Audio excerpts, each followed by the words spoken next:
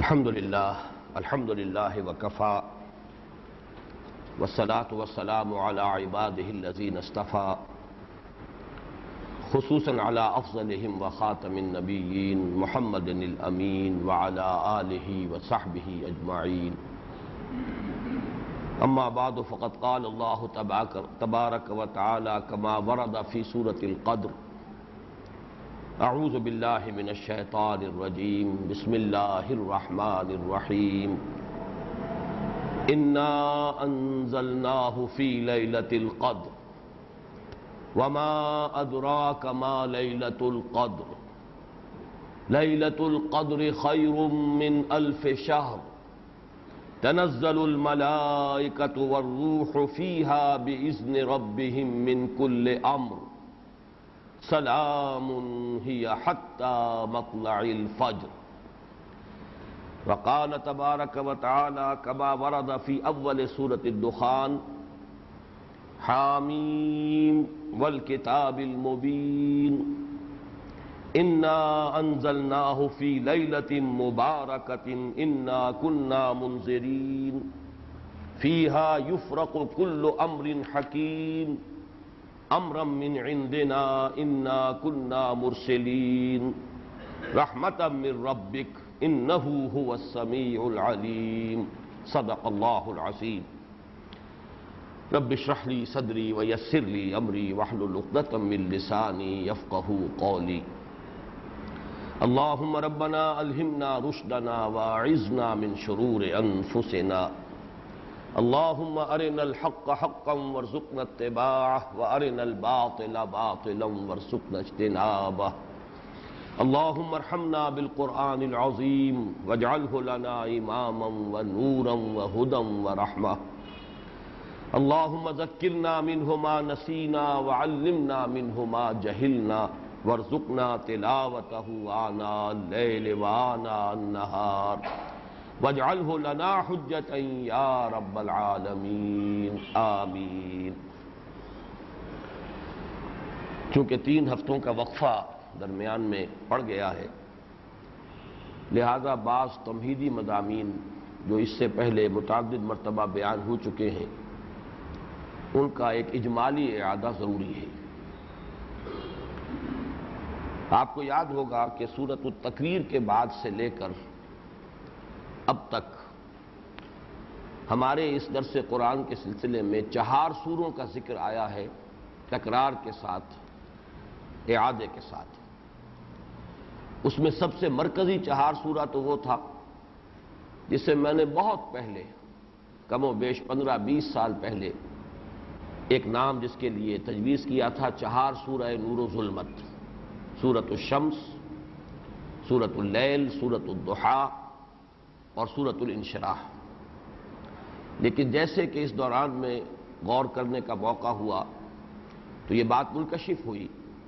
کہ صرف یہ 4 سورہ نہیں بلکہ اس سے پہلے بھی 2-4 سورے اور اس کے بعد بھی 2-4 سورے بہت نمایاں ہیں اس آخری پارے میں۔ 4 سورے سے مراد کیا ہے؟ یہ بات تو ہمارے پورے مطالعہ قرآن میں بارہا آئی ہے کہ اکثر و بیشتر صورتیں قرآن حکیم کی جوڑوں کی شکل میں، 2 صورتیں مل کر ایک مضمون کی تکمیل کرتی ہیں، یا یوں کہہ سکتے ہیں کہ تصویر کے 2 رخ ہوتے ہیں، ایک رخ ایک صورت میں آ جاتا ہے، دوسرا رخ دوسرے صورت میں آ جاتا ہے۔ اس کو آپ نسبت زوجیت سے تعبیر کر سکتے ہیں، جب 2 چیزیں مل کر کسی مقصد کی تکمیل کر رہی ہیں۔ یہ معاملہ تو پورے قرآن حکیم میں بہت نمایاں ہے۔ بعض صورتیں ہیں منفرد مزاج کی، لیکن یہ کہ اکثر و بیشتر صورتیں جوڑوں کی شکل میں ہیں، کہیں وہ بہت ہی زیادہ نمایاں ہے معاملہ، کہیں ذرا خفی ہے۔ لیکن یہ کہ آخری پارے میں یہ 20 صورتیں سورۃ التکویر سے شروع ہو کر سورۃ البینہ پر، سورہ بینہ اب ہم انشاءاللہ اگلے ہفتے پڑھ لیں گے، تو یہ 5-4 سورے گویا کہ ہم ان کا مطالعہ مکمل کر رہے ہیں۔ ان میں جو یہ 4 صورتیں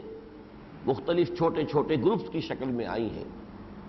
ان میں بھی ظاہر ہے کہ 2 صورتوں کے مابین تو وہی نسبت زوجیت ہے، پہلی دوسری یہ ایک جوڑے کی شکل میں ہر 4 سورے میں،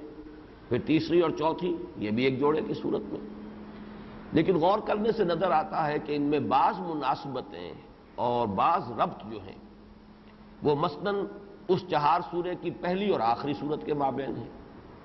یا پہلی اور تیسری سورت کے مابین مشابہتیں ہیں، یا دوسری اور تیسری کے مابین مشابہتیں ہیں، یا دوسری اور چوتھی کے مابین مشابہت ہیں۔ تو دو دو جوڑوں پر مشتمل یہ چہار سورے کہ جن میں واقعہ یہ ہے کہ مضمون کا ربط زیادہ نکھرتا ہے اگر انہیں چار سورتوں کے سب گروپس کی صورت میں سامنے رکھا جائے اور ان پر غور و فکر کیا جائے۔ یہ مضامین بار بار آ چکے ہیں، اس وقت صرف میں اجمالاً اعادہ کر رہا ہوں۔ صرف نوٹ کر لیجئے کہ سب سے پہلا چہار سورہ اس کا مضمون تھا قیامت اور آخرت۔ سورۃ التکویر جس کی مرکزی آیت تھی علمت نفس ما احضرت، سورۃ الانفطار جس کی مرکزی آیت تھی علمت نفس ما قدمت واخرت، سورۃ المطففین آخرت کا ذکر، قیامت کا ذکر، اور پھر سورۃ الانشقاق اس کا پھر وہی آغاز جیسے اذا الشمس کورت، اذا السماء انفطرت، اذا السماء انشقت، درمیان میں تیسری سورت وہ آئی ہے کہ جس کا آغاز جو ہے وہ مختلف ہے اسلوب کے اعتبار سے، لیکن مضامین کے اندر ربط ہے۔ اس کے اعتبار سے چاروں سورتیں مل کر ایک چہار سورہ بنی اور ان کا عنوان بنا چہار سورہ قیامت و آخرت۔ اس کے بعد کا چہار سورہ سورۃ الاعلیٰ، سورۃ الغاشیہ، سورۃ الفجر، سورۃ البلد۔ اس کے لیے میں آج پہلی مرتبہ عنوان تجویز کر رہا ہوں چہار سورہ دعوت و حکمت۔ پہلے جوڑے میں زور ہے فذکر انما انت مذکر، فذکر ان نفعت الذکریٰ، دعوت دیتے رہیے، تذکیر کرتے رہیے، نصیحت کرتے رہیے، یاد دہانی کراتے رہیے۔ اور سورۃ الفجر اور سورۃ البلد اس میں نہایت اعلیٰ حکیمانہ مضامین بیان ہوئے، خاص طور پر ایک خاص جو ماحول تھا عرب کا، جو ان کا تاریخی، ثقافتی، تمدنی پس منظر تھا، ان کے جو خاص اخلاقی حالات تھے، ان کے پس منظر میں اعلیٰ حکیمانہ مضامین۔ اور سورۃ الاعلیٰ اور سورۃ الغاشیہ میں بھی نہایت اعلیٰ مضامین حکمت کے، سورۃ الاعلیٰ خاص طور پر وہ تو گویا کہ بعد کی کم و بیش 12 سورتوں کے لیے پریزائڈنگ پوزیشن میں یہ مضامین میں بیان کر چکا ہوں۔ البتہ اس دوسرے چہار سورے کے لیے ایک عنوان میں نے آج تجویز کیا ہے چہار سورہ دعوت و حکمت۔ اس کے بعد وہ مرکزی چہار سورہ ہے جس کا میں ذکر کر چکا، ان میں تو ترتیب اور نسبت بہت ہی نمایاں، سورۃ الشمس، سورۃ اللیل، سورۃ الضحیٰ، سورۃ الانشراح۔ جیسا کہ میں عرض کر چکا ہوں کہ یہ عنوان جو ہے چہار سورے کا یہ میرے ذہن میں آیا ہی ان چار صورتوں کے حوالے سے تھا، اور یہ اب سے کوئی 15-20 برس قبل کی بات ہے، کوئی آج کی بات نہیں، لیکن یہ مرکزی چہار سورہ ہے۔ اس کے بعد چہار سورہ نبوت و رسالت جس میں ہم اس وقت ہیں، سورۃ التین کے شروع میں مقامات کے حوالے سے اولو العزم من الرسل کا ذکر، والتین والزیتون وطور سینین وہذا البلد الامین، ذکر ہو رہا حضرت نوح علیہ السلام کا، حضرت عیسیٰ علیہ السلام کا، حضرت موسیٰ علیہ السلام کا، اور حضرت محمد صلی اللہ علیہ وسلم کا، نبوت و رسالت کا یہ چہار سورہ۔ پھر سورہ علق آغاز ظہور نبوت ہے محمد الرسول اللہ صلی اللہ علیہ وسلم کا، ابتدائی 5 آیات۔ پھر دوران فرائض رسالت جو کشاکش ہوئی ہے منکرین کے ساتھ، جو ایک تصادم ہوا ہے، اس کی ایک مثال سورہ علق میں ابو جہل کا جو طرز عمل تھا جو زیر بحث آیا۔ اس کے بعد یہ سورۃ القدر ہے، یہ ہے در حقیقت نزول قرآن کا جو وقت ہے جو معین کیا اللہ تعالیٰ نے، کب یہ قرآن اس کا آغاز ہوا نزول کا، یا پورا قرآن جو ہے لوح محفوظ سے سماع دنیا تک اتار دیا گیا۔ اور سورۃ البینہ کا مقصد، سورہ کا مرکزی مضمون کیا ہے کہ مقصد رسالت کیا ہے، اللہ نے رسول کیوں بھیجے؟ لم یکن الذین کفروا من اہل الکتاب والمشرکین منفکین حتی تأتیہم البینہ رسول من اللہ یتلو صحفا مطہرۃ فیہا کتب قیمہ۔ تو یہ چہار سورہ جو ہے اس کے لیے نبوت و رسالت کا عنوان نہایت موضوع ہے۔ اس کے بعد پھر جو 4 سورتیں آنے والی ہیں، پھر وہ چہار سورہ ہے انذار آخرت، سورۃ الزلزال، اذا زلزلت الارض زلزالها واخرجت الارض اثقالها وقال الانسان ما لها۔ اس کے بعد سورۃ العادیات، پھر سورۃ القارعہ، القارعہ ما القارعہ وما ادراک ما القارعہ۔ اس کے بعد سورۃ التکاثر، الہاکم التکاثر حتی زرتم المقابر کلا سوف تعلمون ثم کلا سوف تعلمون۔ یہ گویا کہ انذار آخرت پر 4 سورتیں مشتمل ہیں۔ تو ان 5 چہار سوروں میں اول و آخر مضمون یکساں ہو گیا، وہ بھی آخرت سے متعلق سورۃ التکویر، سورۃ الانفطار، سورۃ الانشقاق اور سورۃ التطفیف، اور یہ بھی سورۃ الزلزال، پھر سورۃ العادیات، پھر سورۃ القارعہ، پھر سورۃ التکاثر۔ تو اول و آخر کا مضمون وہی ہے کہ جو اس تمام گروپ کا مرکزی عمود ہے، انذار آخرت۔ لیکن درمیان میں یہ 3 چہار سورے جو آئے ہیں، ان میں حکیمانہ مضامین ہیں، نبوت و رسالت کے مقاصد کا تذکرہ ہے، پھر یہ کہ نور و ظلمت جو باطن میں بھی ہے اور خارج میں بھی ہے، اس کے حوالے سے نہایت معرفت اور حکمت کے موتی ہیں قیمتی کہ جو اس چہار سورے میں آئے ہیں۔ اب اس تمہید کے بعد صرف یہ نوٹ کر لیجئے کہ سورۃ القدر کا جوڑا جو ہے اصل میں وہ سورۃ البینہ ہے۔ ان میں کیا نسبت ہے؟ سورۃ القدر جو ہے وہ آغاز نزول قرآن کے ذکر پر مشتمل ہے، انا انزلناہ فی لیلۃ القدر، اور سورۃ البینہ مقصد نزول قرآن پر مشتمل ہے۔ کیوں نازل کیا گیا یہ قرآن؟ معاذ اللہ، میں صرف بات واضح کرنے کے لیے لفظ استعمال کر رہا ہوں، یہ اللہ کی کوئی ہابی نہیں ہے،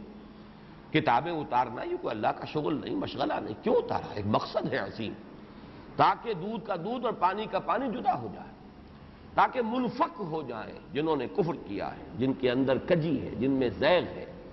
جن کے اندر خباثت ہے، وہ علیحدہ ہو جائیں، حتی یمیز الخبیث من الطیب، جن کی فطرت سلیم ہے، صالح ہے، وہ علیحدہ ہو جائیں۔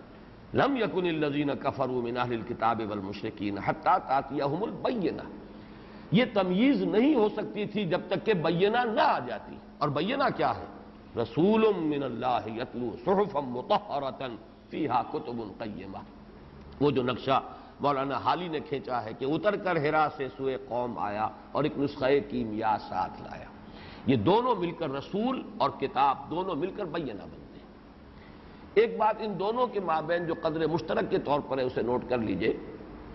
کہ ان دونوں کے بارے میں اختلاف ہے کہ یہ مکی ہیں یا مدنی ہیں۔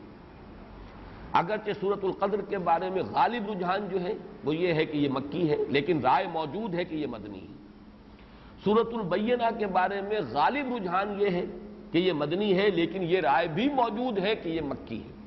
یہاں تک کہ ام المومنین حضرت عائشہ صدیقہ رضی اللہ تعالی عنہا کی رائے یہ آئی ہے کہ یہ بھی مکی صورت ہے، مدنی نہیں ہے، اگرچہ اس کا جو انداز ہے،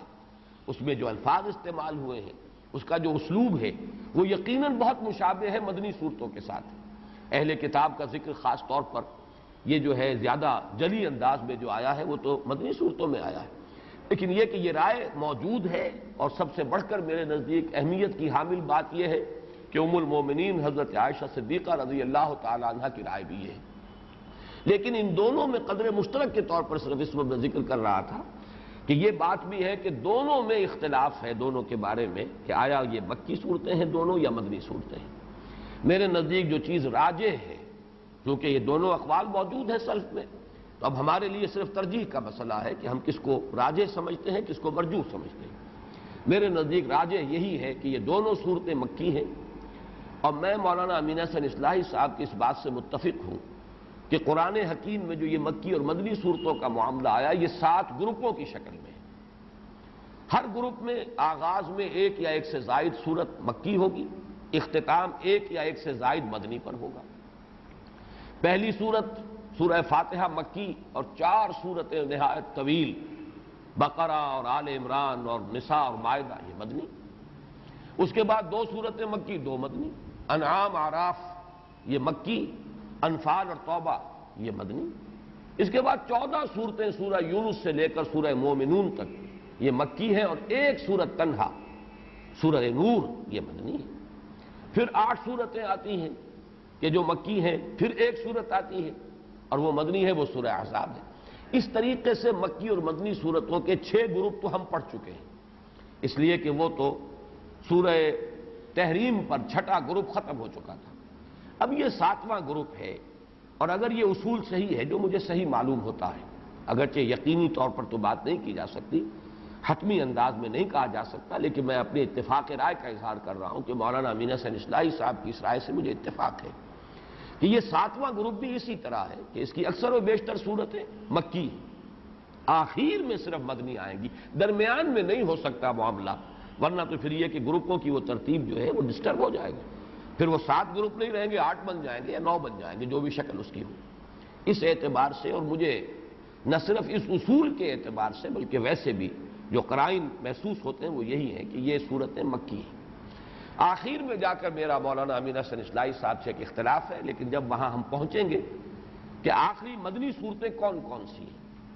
میں وہاں پھر اس اختلاف کو وہاں بیان کروں گا۔ اور یہ بات سمجھ لیجئے کہ اصول میں اتفاق کے باوجود اصول کی اپلیکیشن میں اختلاف ہو سکتا ہے۔ اصول ایک ہی ہے، لیکن یہ ہے کہ اس کا جب آپ انطباق کرتے ہیں کسی مسئلے میں، آپ کی رائے کچھ اور ہو سکتی ہے، کسی دوسرے شخص کی رائے کچھ اور ہو سکتی ہے،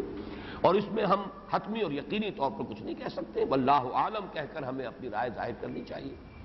تو جہاں تک بحیثیت مجموعی اصول کا تعلق ہے، مکی مدنی صورتوں کے 7 گروپ، ان میں مجھے کامل اتفاق ہے مولانا اصلاحی صاحب کے ساتھ،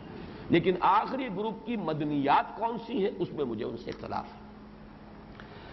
اس سے بھی زیادہ گہرا تعلق جوڑا تو ہے اس کا سورۃ القدر کا، سورۃ البینہ، لیکن چونکہ 4 سورہ کے ضمن میں عرض کر چکا ہوں کہ صرف جوڑوں کی نسبت نہیں ہوتی، بلکہ بعض جگہوں پر آپ دیکھیں گے کہ اس 4 سورے کی سورہ نمبر 2 اور سورہ نمبر 3 میں زیادہ گہری مناسبت ہے۔ وہ میں بیان کر چکا ہوں سورۃ العلق کے درس کے ضمن میں۔ 5 آیات ابتدائی سورہ علق کی، اقرأ بسم ربک الذی خلق خلق الانسان من علق اقرأ وربک الاکرم الذی علم بالقلم علم الانسان ما لم یعلم، اور 5 ہی آیات ہیں اس سورہ مبارکہ کی سورۃ القدر کی، اور ان میں جو گہرا ربط ہے وہ اظہر من الشمس ہے۔ وہ پہلی وحی ہے اور اس میں پہلی وحی کے نزول کا ذکر ہے، اس کا وقت معین کیا گیا ہے، ہم نے یہ لیلہ مبارکہ میں اس کو نازل فرمایا۔ انا انزلناہ فی لیلۃ القدر وما ادراک ما لیلۃ القدر لیلۃ القدر خیر من الف شہر تنزل الملائکۃ والروح فیہا باذن ربہم من کل امر سلام ہی حتی مطلع الفجر۔ تو کس قدر خوبصورت ربط ہے سورہ علق کی 5 آیات ابتدائی، اور یہ سورہ مبارکہ کل 5 آیات پر مشتمل، وہ پہلی وحی ہے جو نازل ہوئی، اور یہ پہلی وحی کے نزول کا وقت ہے جس کا تعین ہو رہا ہے سورۃ القدر میں۔ ایک میں اس سے پہلے بھی عرض کر چکا ہوں، جیسے سورۃ التین اور سورہ بلد کے درمیان، حالانکہ سورہ بلد جو ہے وہ تو 4 سورہ دعوت و حکمت سے متعلق ہے، اس کی آخری صورت ہے 4تھی صورت، اور سورۃ التین جو ہے وہ 4 سورہ نبوت و رسالت کی پہلی صورت ہے، لیکن ان کے مابین بڑا گہرا ربط ہے۔ جو قسمیں ہیں، لا اقسم بہذا البلد وانت حل بہذا البلد ووالد وما ولد لقد خلقنا الانسان فی کبد والتین والزیتون وطور سینین وہذا البلد الامین لقد خلقنا الانسان فی احسن تقویم۔ تو معنوی اعتبار سے بہت مشابہت اور مناسبت اور بہت گہرا ربط جو ہے سورہ بلد اور سورۃ التین کے مابین بھی ہے۔ بالکل اسی طرح یہاں نوٹ کر لیجئے کہ ایک ربط ثالث جو ہے اس سورۃ القدر کا، ایک ربط تو ہے جوڑے ہونے کی نسبت سے سورہ بینہ کے ساتھ، ایک ربط ہے 4 سورہ کے اعتبار سے سورۃ العلق کی ابتدائی 5 آیات کے ساتھ۔ یہ ربط ثالث ہے، یہ 3rd ڈائمنشن ہے اس کے مضامین کے ربط کا، اور وہ آپ نے نوٹ کر لیا ہوگا، میں نے ابتدا میں تلاوت جو کی ہے سورۃ القدر کی، اس کے ساتھ ہی متصلاً تلاوت کی ہے سورہ دخان کی ابتدائی 6 آیات کی۔ مضامین کے اعتبار سے ان میں جس قدر مشابہت ہے، یہاں لیلۃ القدر کا لفظ آیا، وہاں لیلہ مبارکہ کا لفظ آیا، انا انزلناہ فی لیلۃ مبارکۃ، یہاں انا انزلناہ فی لیلۃ القدر۔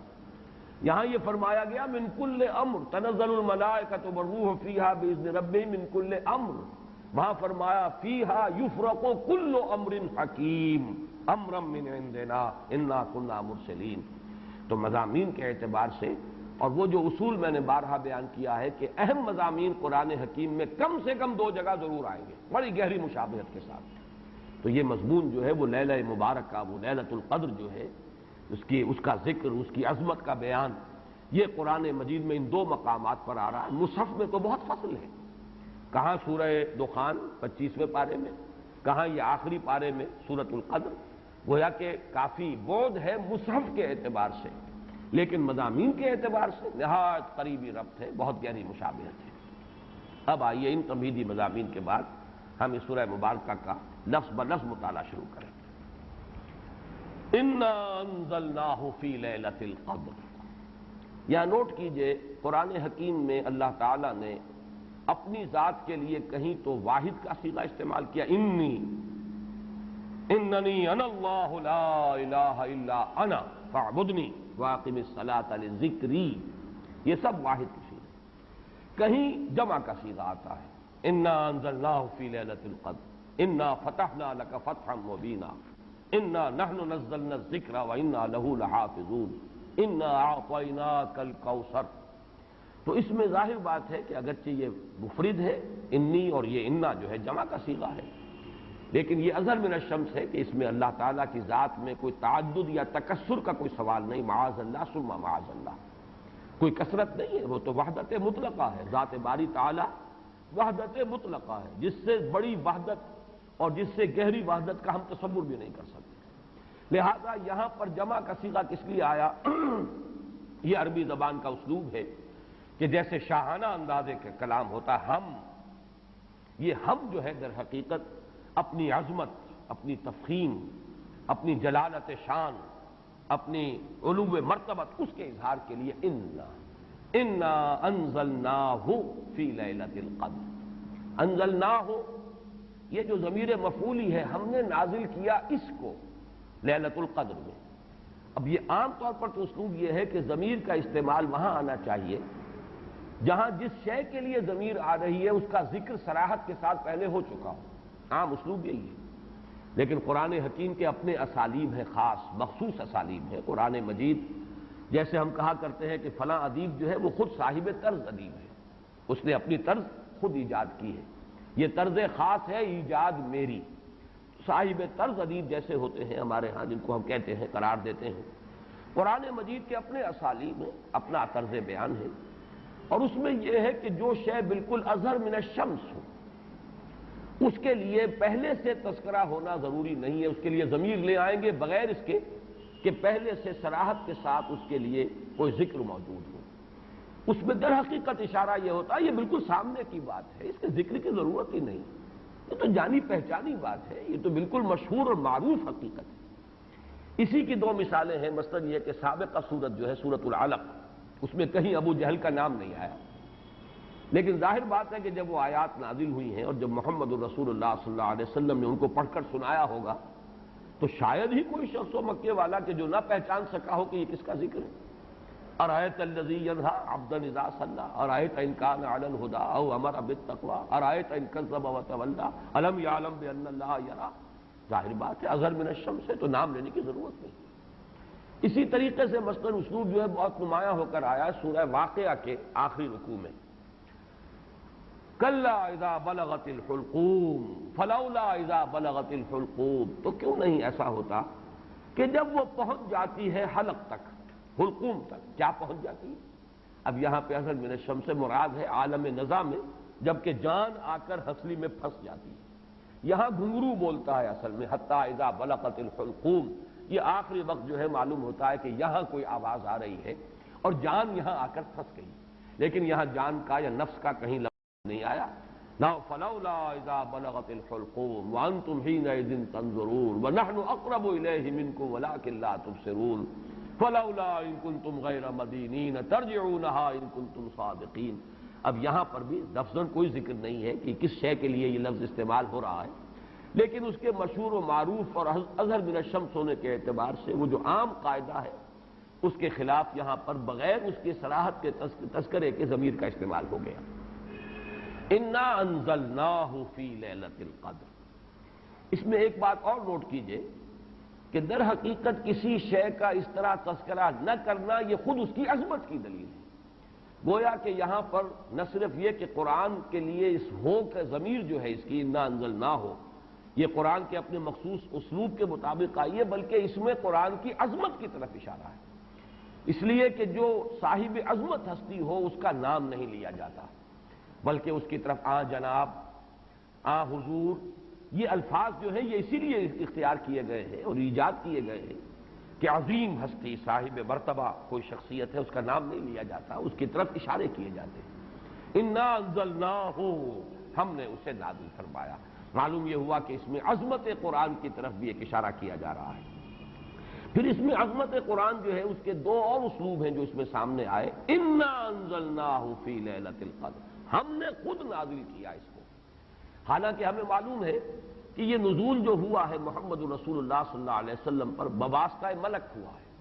جبرائیل کے ذریعے سے۔ فَإِنَّهُ نَزَّلَهُ عَلَىٰ قَلْبِكَ، اس نے نازل کیا اس قرآن کو اے نبی آپ کے دل پر۔ نزل بہ الروح الامین علی قلبک، اس کو لے کر نازل ہوئے یا اس کو نازل کیا ہے روح الامین نے۔ تو معلوم یہ ہوا کہ فرشتہ درمیان میں ہے، لیکن یہ جیسے کہ کہا گیا انہ لقول رسول کریم ذی قوت عند ذی العرش مکین مطاع ثم امین، یہ سورہ تکویر میں یہ مضمون آ چکا ہے، اور آج کئی مرتبہ اس سورت کا نام ہم نے لیا ہے 4 سوروں کی تعیین کے ضمن میں۔ تو یہ سب کچھ کس لیے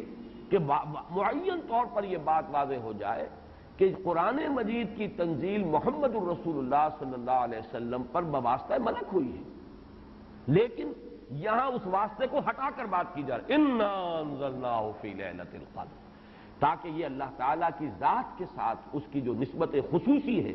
وہ نمایاں ہو، اور اس سے قرآن مجید کی بھی عظمت جو ہے وہ اور اجاگر ہو کر اور نکھر کر اور ظاہر ہو کر سامنے آ جائے۔ اسی طریقے سے اس کا ایک اور اسلوب بھی ہے کہ وقت نزول جو ہے لیلۃ القدر، جبکہ ہم نے اسے نازل کیا ہے لیلۃ القدر میں، اور پوری سورت جو ہے اب اس لیلۃ القدر کی عظمت پر جو ہے گفتگو کر رہی ہے۔ اس میں بھی گویا کہ نزول قرآن جو ہے اس کے لیے لیلۃ القدر کا انتخاب، یہ بھی عظمت قرآن کے بیان و اظہار کا ایک اسلوب ہے۔ اِنَّا أَنزَلْنَاهُ فِي لَيْلَةِ الْقَدْرِ، اس میں اب تیسری بحث جو ہماری ہے وہ یہ ہے کہ انزال اور تنزیل کا فرق۔ یہ بارہ میں عرض کر چکا ہوں کہ باب افعال سے مصدر آئے اور پھر باب تنزیل سے اسی مادے سے اگر مصدر آئے تو ان میں فرق کیا ہوتا ہے۔ باب افعال میں کسی کام کا دفعتن کر دینا، ایک ہی مرتبہ یک بارگی جسے ہم کہتے ہیں کام کو مکمل کر دینا۔ باب تفعیل میں تدریجن، یہ تدریج خود جو ہے تفعیل کے وزن پر ہے، تدریجن تھوڑا تھوڑا کر کے کسی کام کو بڑے اہتمام کے ساتھ، اس لیے کہ جب اہتمام ہوتا ہے اور جب اس کی خاص توجہ ہوتی ہے تو رفتار کم ہو جائے گی، اور جب کہیں کسی کام کو بس تیزی سے کر دیا جائے تو پھر اتنی توجہ کی ضرورت نہیں ہوتی۔ اس میں مثال جو ہے بہت نمایاں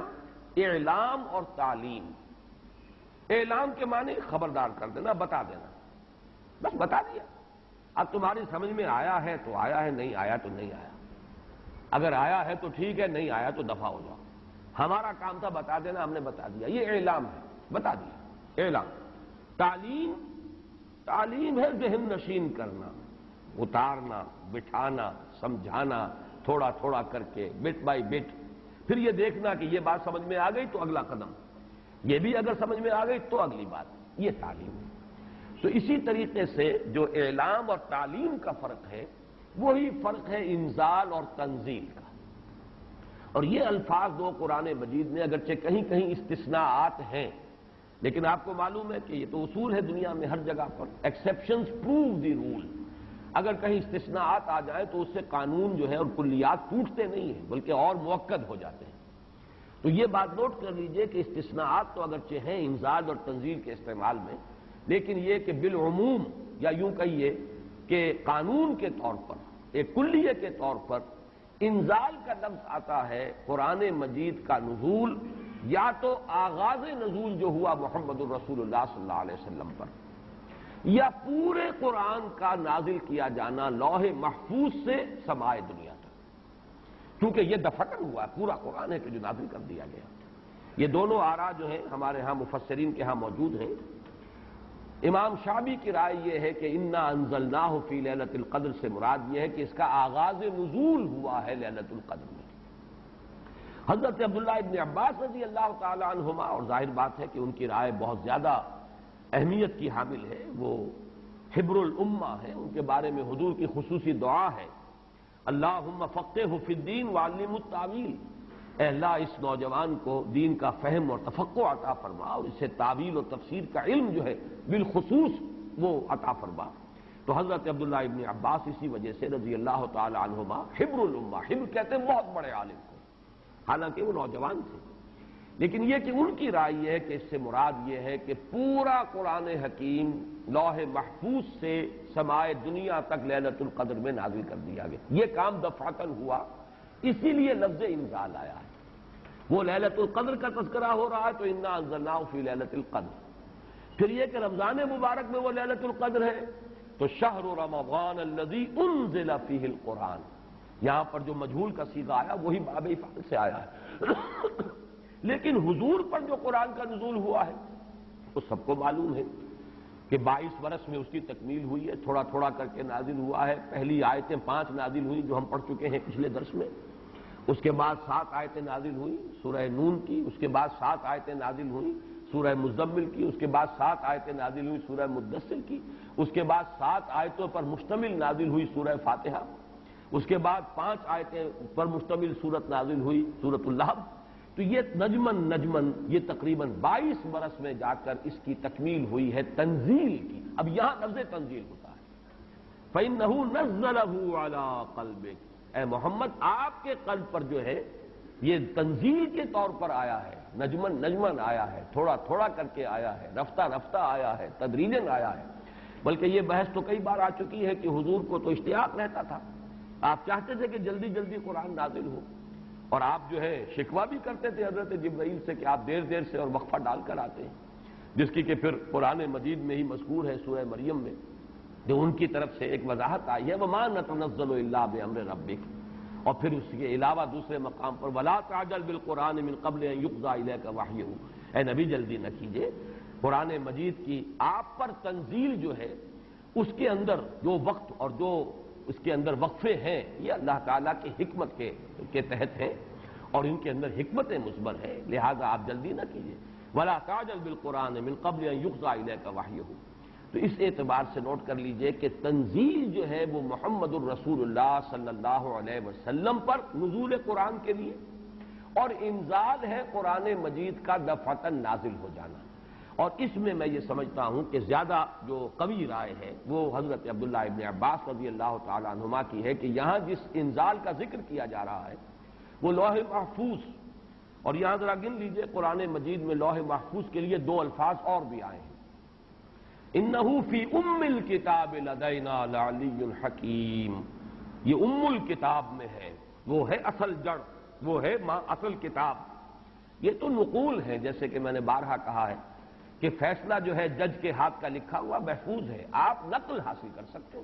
وہ نقل مطابق اصل جو ہے وہ آپ کو مل جائے گی. لیکن یہ کہ اصل فیصلہ تو وہ ہے جو جج نے اپنے ہاتھ سے لکھا ہے اور وہ محفوظ ہے. اسی طریقے سے اصل قرآن تو جس کو کہا گیا فی کتاب مکنون لا یمسہ الا المطہرون, تو کتاب مکنون, لوح محفوظ, ام الکتاب, یہ 3 جو ہے مختلف اسلوب ہیں اس حقیقت کو بیان کرنے کے لیے کہ وہ اس عالم امر میں وہ 7ویں آسمان سے بھی اوپر کہیں کوئی ہے جس کی حقیقت کو اس وقت ہم نہیں سمجھ سکتے. وہ لوح محفوظ ہے, وہ ام الکتاب ہے, وہ کتاب مکنون ہے. وہاں سے یہ پورا قرآن نازل کر دیا گیا دفعتاً واحدہ, جملتاً واحدہ, لیلۃ القدر میں کہ جو کہ رمضان مبارک کی ایک شب تھی سمائے دنیا تک. وہاں سے پھر فرشتے نے اس کو تدریجاً جو بھی اس کے نزول کے لیے حکمت معین تھی اللہ تعالیٰ کے علم میں اس کے مطابق اس کو نازل کیا محمد الرسول اللہ صلی اللہ علیہ وسلم پر. البتہ یہ رائے کہ اس سے مراد آغاز نزول ہے, یہ بھی لفظی اعتبار سے اس کے اندر کوئی تضاد نہیں ہوگا, اس لیے کہ آغاز نزول میں جو آیات نازل ہوئی ہیں وہ تو دفعتاً واحدہ ہی نازل ہوئی ہیں. اقرأ بسم ربک الذی خلق, خلق الانسان من علق, اقرأ وربک الاکرم الذی علم بالقلم, علم الانسان ما لم یعلم. تو یہ تو ظاہر ہے کہ ایک ہی وقت میں 5 آیات نازل ہوئی. لہذا امام شافعی کی رائے جو ہے وہ بھی جہاں تک کہ لغوی بحث ہے اس کے اعتبار سے اس کو رد نہیں کیا جا سکتا. لیکن یہ کہ جیسا کہ میں نے عرض کیا ہمارے لیے زیادہ اہمیت کا قول جو ہے وہ حضرت عبداللہ ابن عباس کا ہے رضی اللہ تعالی عنہما. اب آئیے لیلۃ القدر, انا انزلناہ فی لیلۃ القدر. اس میں قدر سے مراد کیا ہے؟ قدر کی رات. بعض حضرات نے تو بڑی آسانی کی ہے کہ ترجمے میں کہہ دیا ہم نے اسے شب قدر میں نازل کیا. ظاہر بات ہے کہ ترجمے میں تو آسان ہے, لیل کی جگہ شب کا لفظ لے آئیے اور اس کے ساتھ قدر کے لفظ کو جو کا تو رکھ دیجئے. یہی وجہ ہے کہ اردو میں ترجمہ کرنا, اردو میں درس دینا قرآن کا بہت آسان ہے. لیکن کوئی ایسی اجنبی زبان ہو کہ جس کے الفاظ سرے سے مناسبت نہ رکھتے ہوں عربی زبان کے الفاظ کے ساتھ, وہاں بہت مشکل ہو جاتا ہے. اب اگر آپ انگریزی میں ٹرانسلیٹ کریں گے اس کو تو آپ کو کوئی مفہوم معین کرنا پڑے گا، کوئی ایک لفظ سلیکٹ کرنا پڑے گا، آپ قدر کے لفظ کو تو وہاں پر ریٹین نہیں کر سکتے، تو بہت مشکل ہو جائے گا ان زبانوں میں، چونکہ ہماری زبان جو ہے اس میں تو اکثر و بیشتر اصطلاحات جو ہیں وہ تو قرآن مجید کی جوں کی تو منتقل ہو گئی، تقویٰ کا لفظ ہے تو جوں کا تو ہے، ایمان کا لفظ ہے تو جوں کا تو ہے، اس اعتبار سے اردو میں ترجمہ یا اردو میں درس قرآن دینا بہت آسان ہے، لیکن کسی اور زبان میں کہ جس کا کوئی بھی ربط نہ ہو اردو کے ساتھ، عربی کے ساتھ، فارسی کے ساتھ، بہت مشکل ہے۔ اس قدر سے مراد کیا ہے، اس کے ضمن میں تین آراء ہیں کہ جو ملتی ہیں، دو بہت مشہور ہیں، تیسری ذرا ایک شاذ رائے ہے، لیکن یہ کہ بہرحال وہ بھی میں چاہتا ہوں کہ آپ کے علم میں آ جائے۔ قدر سے مراد ایک تو یہ ہے کہ یہ تقدیر الامور، یہ رات وہ ہے کہ جس میں ایک سال کے لیے مقادیر اور تقدیروں کا تعین ہو جاتا ہے۔ اگرچہ ایک لفظ میں نے استعمال غلط کر دیا اس جملے میں، تعین تو وہ ہو چکا ہے ازل میں، اللہ تعالیٰ کے علم ازلی میں تو وہ چیزیں پہلے سے موجود ہیں، کب کس وقت کس شے کو ظہور پذیر ہونا ہے، کب کس وقت کس جگہ کون سا واقعہ ظاہر ہوگا، لیکن یہ ہے کہ وہ تو اللہ کا علم قدیم ہے، علم کی حد تک وہ علم قدیم ہے، وہ تو ہمیشہ سے شے جو ہے موجود ہے اللہ کے علم قدیم میں، لیکن یہ کہ ہر سال کا معلوم ہوتا ہے کہ جیسے ہمارے ہاں ایک مفہوم ہے بجٹ سیشن ہے، سال بسال کچھ چیزیں معین کی جاتی ہیں، اس اعتبار سے ہر سال یہ ایک شب آتی ہے کہ جس میں اس سال سے متعلق امور فرشتوں کے حوالے کر دیے جاتے ہیں۔ اس اصل جو ہے ام الکتاب سے یوں سمجھ لیجئے، ام الکتاب اب یہاں میں لفظ استعمال کر رہا ہوں، اللہ تعالیٰ کا علم قدیم، اللہ تعالیٰ کے علم قدیم میں جو چیزیں معین ہیں، جو آنے والے سال کے لیے جو حالات، حوادث، واقعات جو بھی ظہور پذیر ہونے ہیں، ان کے بارے میں اللہ کے جن فیصلوں کی تنفیذ ہونی ہے وہ حوالے کر دی جاتی ہیں فرشتوں کے کہ وہ ان کو تنفیذ کریں۔ یہ گویا کہ تقدیر کی رات ہے، لیلۃ القدر، یعنی وہ رات جس میں تقدیر الامور، تمام معاملات جو ہیں ان کا معاملہ طے کر دیا جاتا ہے، اور اس کی تائید ہوتی ہے وہ سورہ دخان کی آیت سے فیہا یفرق کل امر حکیم، اور اس آیت میں جو لفظ آیا وہ بہت پیارا آیا، یفرق، اس رات میں ہر بات جو پختہ ہے وہ جدا کر دی جاتی ہے، فرق کے معنی جدا کرنا، فرق علیحدہ کر دینا، فرق کے معنی ہے کسی شے کے ٹکڑے کر دینا، وہ فرق ہوگا۔ فرقوا دینہم، انہوں نے اپنے دین کے ٹکڑے کر دیے، کسی شے کو، کسی جز کو کل سے جدا کرنا، یہ فرق ہوگا۔ تو معلوم ہوا فیہا یفرق کل امر حکیم، میں آج سوچ رہا تھا تو انگریزی کا ایک لفظ بہترین ذہن میں آیا، ایشو ہو جانا، ایک شے ایشو کر دی جاتی، اب یہ آرڈرز ایشو ہو گئے، طے ہے علم قدیم میں، اللہ تعالیٰ کا وہ علم قدیم جو ازلی ہے اس میں تو وہ چیزیں ہیں، لیکن اس سال کے لیے وہ آرڈرز ایشو کر دیے گئے، فیہا یفرق کل امر حکیم امرا من عندنا، ہمارے پاس سے ان معاملات کا معاملہ جو ہے فیصلہ ہوتا ہے، کوئی اور طاقت نہیں ہے فیصلہ کرنے والی، وہ فیصلے ہمارے ہی ہیں، ہمارے ہی پاس سے وہ فیصلے جو ہیں صادر ہوتے ہیں، لیکن یہ کہ اس شب میں لیلہ مبارکہ اسے کہا گیا، انا انزلناہ فی لیلۃ مبارکۃ انا کنا منذرین فیہا یفرق کل امر حکیم امرا من عندنا انا کنا مرسلین، وہ ہمارے پاس سے وہ فیصلے جو ہیں وہ صادر ہو کر اور حوالے کر دیے جاتے ہیں، گویا کہ آپ جیسے کہتے ہیں آرڈر ایشو ہو گئے، آپ کے تبادلے کے یا آپ کی ترقی کا جو حکم ہے ایشو ہو گیا، تو یہ گویا کہ یہ ایک سال کا معاملہ، اور اس کے ساتھ ہی نوٹ کر لیجئے قرآن حکیم میں معلوم ہوتا ہے کہ اللہ تعالیٰ کے ہاں سے یہ فیصلے جو ہیں قضاء و قدر کے اور جو بھی اللہ کے احکام ہیں ان کی تنفیذ، تدبیر امر، اس کے لیے بھی کئی لیولز معین ہیں، چنانچہ سورہ سجدہ میں جو فرمایا گیا ہے وہ تو یہ ہے کہ 1000 سال کا معاملہ طے ہو جاتا ہے، یدبر الامر من السماء الى الارض ثم يعرج الیہ فی یوم کان مقدارہ 1000 سنۃ مما تعدون، تمہاری تعداد اور تمہاری گنتی اور تمہارے حساب اور تمہاری تقویم سے جو 1000 سال بنتے ہیں، اللہ تعالیٰ کی تدبیر امر اس کے حساب سے ہوتی ہے، اور پھر اس کی تکمیل کے بعد پھر ملائکہ جو ہے اس کی جو رپورٹ ہے وہ لے کر اللہ تعالیٰ کے حضور میں حاضر ہوتے ہیں۔ یہ کہا جا سکتا ہے کہ جیسے ہم یہ سمجھتے ہیں کہ 7 آسمان ہیں، ان 7 آسمانوں کے ساتھ اللہ تعالیٰ کا یہ جو تدبیر امر کا معاملہ ہے کہ جو سمائے دنیا ہے اس پر وہ سالانہ ایشو ہو رہے ہوں احکام، قضاء و قدر کے، اور وہی ہے کہ جو پھر اس سال کے دوران ان کی تنفیذ ہو جاتی ہے، اور اگر اس سے آگے 100 برس کی کوئی پلاننگ ہے تو وہ دوسرے کہیں آسمان پر ہو، اور اس سے اوپر اگر کوئی 1000 برس کی پلاننگ ہے تو وہ اس سے کہیں اوپر کے آسمان پر ہو، اور اگر اس سے اوپر 10,000 برس کی کوئی پلاننگ ہے تو اس سے اوپر کے آسمان پر ہو۔ یہ سارے معاملات عین ممکن ہیں۔ یہ عالم امر کی وہ باتیں ہیں جن کو صحیح طور پر سمجھنا ہم صرف اشارات کے حوالے سے کوئی دھندلا سا تصور قائم کر سکتے ہیں کہ قرآن ایک طرف یہ بھی کہہ رہا ہے یدبر الامر من السماء الى الارض ثم يعرج الیہ فی یوم کان مقدارہ الف سنۃ مما تعدون۔ سورہ معارج میں یہ بھی ہے تعرج الملائکۃ والروح الیہ فیہا، اس میں فی یوم کان مقدارہ 50,000 سنہ، 50,000 برس کا بھی ایک دن ہے اللہ کا۔ تو ہو سکتا ہے کہ ان تمام مختلف درجہ بدرجہ جو تدبیر امر کے فیصلے اللہ کی طرف سے حکمت الہی اور علم الہی سے جن چیزوں کا کہ ایشو ہو رہا ہو، جس کے کہ احکام صادر ہو رہے ہوں، وہ بھی درجہ بدرجہ ہوں، اور یہ جو ہے سمائے دنیا پر یہ ایک سالانہ جو ہے نظم اس کا قائم ہو، اور اس کے حوالے سے فرشتوں کو جو اس دنیا کے فرشتے ہیں جو یہاں پر تنفیذ امر کی جو خدمت ہے اس پر معمور ہیں، ان کے حوالے کر دیے جاتے ہیں۔ تو ایک رائے تو میں نے عرض کی کہ قدر سے مراد تقدیر، کہ یہ رات جو ہے تقدیر الامور کی رات ہے، تمام جو امور ہیں ان کے مقادیر، ان کی تعیین، ان کے بارے میں اللہ تعالیٰ کے احکام جو ہے ان کا ایشو ہو جانا۔ ایک رائے یہ ہے کہ یہ قدر سے مراد ہے قدر و منزلت، اونچا رتبہ، علو شان، منزلہ اور شرف۔ اب اس کی تائید ہوتی ہے، معلوم ایسا ہوتا ہے کہ یہ دونوں باتیں تو بیک وقت جو ہے مراد ہیں، اسی لیے میں نے کہا یہ دونوں اقوال بہت مشہور بھی ہیں، اور میرے نزدیک یہ دونوں ہی اس میں یہ ذو معنیین لفظ کے طور پر یہاں استعمال ہوا، یہ دونوں ہی مراد ہیں۔ یہ رات خود اپنی جگہ پر بھی بجائے خود، جسے ہم کہتے ہیں بجائے خود بھی بہت قدر و منزلت کی رات ہے، اور اس شب میں 1 سال کے معاملات جو ہیں وہ فرشتوں کے حوالے کر دیے جاتے ہیں۔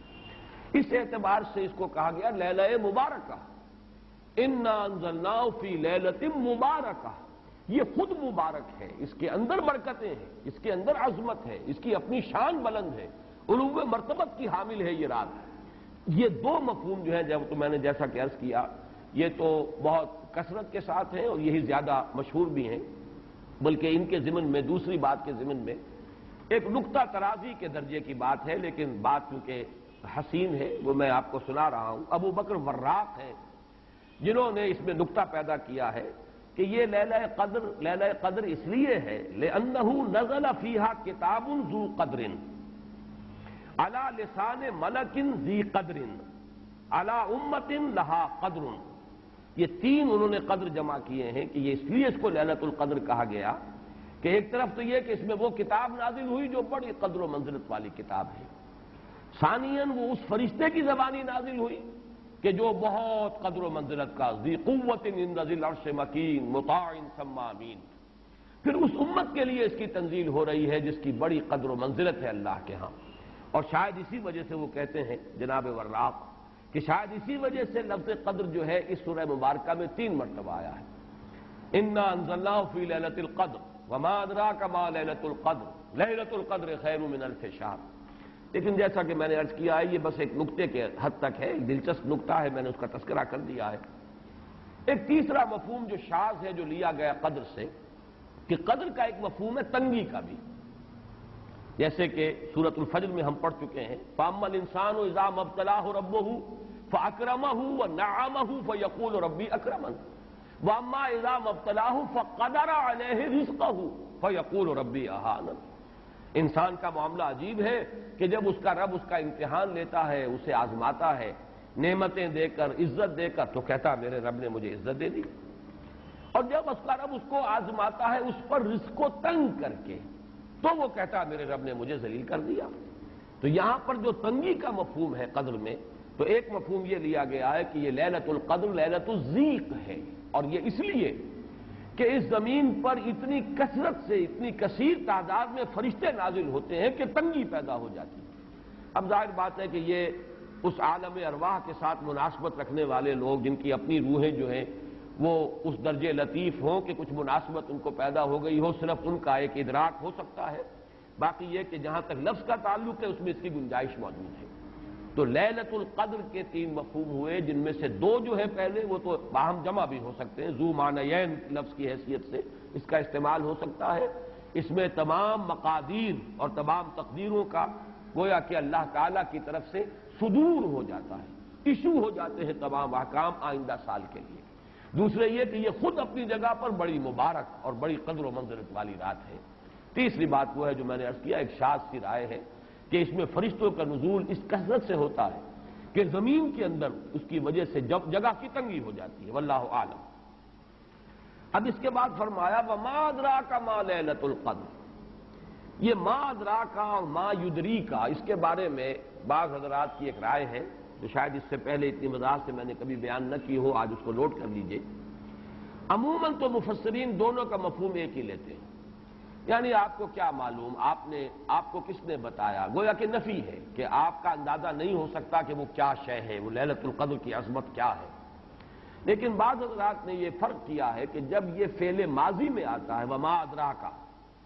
اس میں مراد یہ کہ آپ کو خوب معلوم ہے، کیا ہی معلوم ہے آپ کو کہ اس کی قدر و قیمت کیا ہے۔ یعنی اس میں گویا کہ نبی اکرم صلی اللہ علیہ وسلم کے لیے نفی نہیں بلکہ اس بات، القارعہ وما ادراک ما القارعہ، القارعہ ما القارعہ وما ادراک ما القارعہ، گویا کہ اس بات ہوتا ہے کہ آپ کو خوب معلوم ہے کہ قارعہ کیا ہے۔ لیکن یہ کہ جہاں ما یدریک آتا ہے، وما یدریک لعلہ یزکیٰ او یذکر فتنفعہ الذکریٰ، جہاں فعل مضارع آئے گا وہاں در حقیقت وہ مفہوم ہوگا کہ یہ بات حضور صلی اللہ علیہ وسلم کے علم میں نہیں ہے۔ آپ کو کیا معلوم، ہو سکتا ہے کہ وہ نصیحت اخذ کرتا، اس کو تزکیہ حاصل کر لیتا، تو اس کے اندر تو نفی ہو سکتی ہے کہ اس وقت آپ کے علم میں وہ بات نہیں ہے۔ لیکن یہ بھی ایک تو یہ کہ ایک علمی نکتہ ہے اور اس میں ذرا باریک قسم کی نحوی بحث ہے، میں خود اپنا مقام یہ نہیں سمجھتا کہ اس قسم کی باریک نحوی بحثوں میں کوئی حتمی رائے قائم کروں۔ دوسرے یہ کہ اس سے ہماری حد تک کوئی فرق واقع نہیں ہوتا، فرق اگر واقع ہوتا ہے تو محمد الرسول اللہ صلی اللہ علیہ وسلم کے بارے میں واقع ہوتا ہے کہ اگر وما ادراک آیا ہے تو گویا کہ اس بات ہے کہ حضور کے علم میں وہ بات ہے، اور وما یدریک ہے تو گویا کہ اس میں نفی ہے کہ وہ بات حضور کے علم میں نہیں ہے۔ لیکن ہمارے لیے تو دونوں حالتوں میں نفی ہی نفی ہے، ہمیں کیا معلوم قارعہ کی اصل حقیقت ہمیں کیا اندازہ ہو سکتا ہے، لیلۃ القدر کی اصل عظمت کا ہمیں کیا اندازہ ہو سکتا ہے، قرآن کی عظمت و فضیلت کا ہمیں کیا اندازہ ہو سکتا ہے۔ ہمارے اعتبار سے وہ بحث جو ہے وہ محض ایک اکیڈمک اور ایک علمی بحث بن کر رہ جاتی ہے، اس کا کوئی فرق واقع نہیں ہوتا۔ اب اس کے بعد سوال پیدا ہوتا ہے کہ یہ رات جو ہے مخفی کیوں رکھی گئی، تعین کے ساتھ کچھ معلوم نہیں، یہ رات کون سی رات ہے، کون سی رات ہے، اس کا جواب تو میں بعد میں دوں گا کہ اس میں جو آراء ہیں مختلف، لیکن یہ کہ اس کو کیوں مخفی رکھا گیا اس پر کچھ پیاری باتیں ہیں جو مفسرین نے کہی ہیں۔ پہلی بات تو یہ کہ جتنی عظیم چیزیں ہیں ان سب کو مخفی رکھا گیا۔ قیامت کب آئے گی، مخفی آئے گی، یہ یقینی ہے، کب آئے گی، یہ تو ان امور میں سے ہے کہ جس کا علم نبی اکرم صلی اللہ علیہ وسلم کو بھی نہیں دیا گیا، جبرائیل کو بھی نہیں دیا گیا۔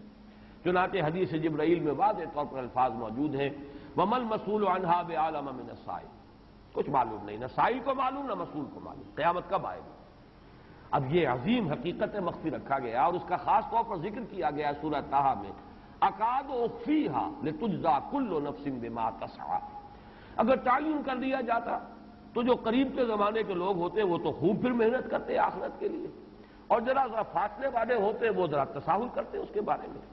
اس کو رکھا گیا ہے، تلوار لٹکی ہوئی ہے، کسی بھی وقت گر سکتی ہے، یہ جیسے گلوٹین کبھی اگر آپ نے دیکھا ہو جس طریقے سے کہ اس کا چھرا گرتا ہے، کسی بھی وقت گر سکتی ہے، لہذا ہر وقت چوکس رہو، چوکنے رہو، جیسے کہ صحابہ کرام کی شان معلوم ہوتی ہے بعض روایات سے کہ ذرا تیز ہوا چلتی تھی تو وہ سمجھتے تھے کہ قیامت آ گئی۔ اس درجے استحضار تھا اعصاب کے اوپر، اس کا اتنا اثر تھا کہ ذرا تیز جھکڑ چلا اور انہوں نے سمجھا قیامت آ گئی۔ تو اس طریقے سے قیامت کو مخفی رکھا گیا۔ اکاد اخفیھا لتجزی کل نفس بما تسعی، نہ آج سے 100 برس پہلے والوں کو معلوم تھا کہ قیامت کب آئے گی، نہ آج والوں کو معلوم ہے، نہ اگر ابھی دنیا کی عمر ہے ابھی 100 برس اور تو قیامت سے ایک دن پہلے بھی شاید یقینی طور پر معلوم نہ ہو سکے کہ کل قیامت آ رہی ہے، تاکہ ہر وقت جو ہے امتحان اتنا ہی شدید رہے، اتنا ہی کڑا امتحان رہے ہر ایک کے لیے، لِتُجْزَا كُلُّ نَفْسٍ بِمَا تَجْزَا بِمَا تَسْعَىٰ، تاکہ ہر ذی نفس کو بدلہ ملے اس کی سعی کے مطابق۔ اسی طریقے سے موت کا وقت معلوم نہیں، وَمَا تَدْرِي نَفْسٌ بِأَيِّ أَرْضٍ تَمُوتُ، کہاں موت آئے گی کچھ معلوم نہیں، کہاں موت آئے گی، کب موت آئے گی کچھ معلوم نہیں۔ اسی طرح نوٹ کیجئے صلاۃ وسطیٰ، حافظوا علی الصلوات والصلاۃ الوسطیٰ معین نہیں ہے، اس کے لیے آراء اگرچہ ہے، اکثر آراء جمع ہو گئی ہیں صلاۃ العصر کے بارے میں، لیکن تعین سے حتمی طور پر نہیں کہہ سکتے۔ یہ رائے بھی ہے کہ کوئی بھی معین نہیں، تمام نمازیں جو ہیں وہ صلاۃ وسطیٰ کے حکم میں ہیں۔ بہترین نماز، کوشش کرو کہ پوری محافظت کرو، صرف نماز کی نہیں، بہترین نماز کی، ہر نماز تمہاری بہترین نماز ہونی چاہیے، ہر روز روز عید ہو، ہر شب شب برات، اگر اللہ تعالیٰ کے ساتھ کوئی قلبی ربط ہے تو ہر دن جو گزر رہا ہے وہ روز عید ہے، اور ہر شب جو گزر رہی ہے وہ شب برات ہے۔ لیکن اگر وہ کہ انسان کو غفلت اس کے قلب پر طاری ہے تو وہ عید کا دن بھی اس کے لیے ایک عام دن ہے، اور شب برات بھی اس کے لیے ویسی ہی ایک رات ہے جیسی کہ ہر روز آتی ہے اور چلی جاتی ہے۔ اس اعتبار سے اس کو بھی خاص جو ہے معین نہیں کیا گیا صلاۃ وسطیٰ کون سی ہے۔ اسی طرح بعض روایات میں جو آتا ہے اسم اعظم، اللہ کا ایک نام ایسا ہے کہ اس کے واسطے سے اللہ سے جو بات مانگی جائے وہ رد نہیں ہوتی، لیکن وہ کون سا نہیں بتایا گیا۔ اقوال ہیں، اندازے ہیں، حی و قیوم پر زیادہ، الحی القیوم پر زیادہ لوگوں کا جو ہے وہ اجماع ہوا ہے، لیکن یہ کہ یقین سے نہیں کہہ سکتے۔ تو اسی میں اس کو بھی نوٹ کر لیجئے کہ اس کو مخفی رکھا گیا ہے لیلۃ القدر کو، لوگ زیادہ سے زیادہ محنت کریں، زیادہ سے زیادہ مشقت کریں، اس کے لیے جو بھی اس کی قدر و منزلت سے کسی درجے میں آگاہ ہے، وہ اگر معین ہی ہو جاتا کہ ایک شب یہ ہے تو پھر تو سب کے سب اس رات میں محنت کر لیتے، باقی راتیں جو ہیں وہ پھر سونی اور ویران گزرتی۔ لیکن یہ کہ مطلوب یہ ہے کہ زیادہ سے زیادہ راتیں آباد ہوں، زیادہ سے زیادہ راتوں میں ذکر ہو، عبادت ہو، دعا ہو، اس لیے اس کو مخفی رکھا گیا، یہ حکمت ہے۔ اس میں بھی ایک عجیب نکتہ ہے جو امام راضی رحمۃ اللہ علیہ نے بیان کیا ہے، اور حوالہ اگرچہ نہیں دیا اس حدیث کا، لیکن ایک روایت کے حوالے سے بات بیان کی ہے کہ اس کے ظاہر نہ کرنے میں بھی اللہ کی ایک شفقت اور رحمت ہے بندوں کے حق میں، اس لیے کہ اس کی قدر جتنی زیادہ ہے اتنی ہی اس کی ناقدری پر سزا ہوگی۔ اگر معلوم ہو کہ یہ شب ہے اور اس کی ناقدری کو انسان کرے تو گویا کہ پھر وہ اتنا ہی زیادہ مورد عقاب اور مورد سزا بن جائے گا۔ اس کے لیے ایک بڑا پیارا واقعہ نقل کیا امام راضی نے کہ حضور صلی اللہ علیہ وسلم حضرت علی رضی اللہ تعالی عنہ ایک روز مسجد میں داخل ہوئے، ساتھ ہی آئے ہیں، دیکھا کہ ایک شخص سو رہا ہے، نماز کا وقت ہو چکا تھا۔ حضور نے حضرت علی سے فرمایا کہ اسے جگا دو، اسے ہوش میں لے آؤ تاکہ یہ وضو کرے، نماز کے لیے تیاری کرے۔ حضرت علی نے امتثال امر کیا، جا کر جگا دیا۔ لیکن پھر ایک سوال کیا حضرت علی نے کہ حضور آپ تو خود نیکی کے کاموں میں بہت سبقت فرمانے والے ہیں، سباق بالخیر یہ لفظ آئے، سبقت کرنے والے بہت کثرت کے ساتھ، تو آپ نے یہ جو ہے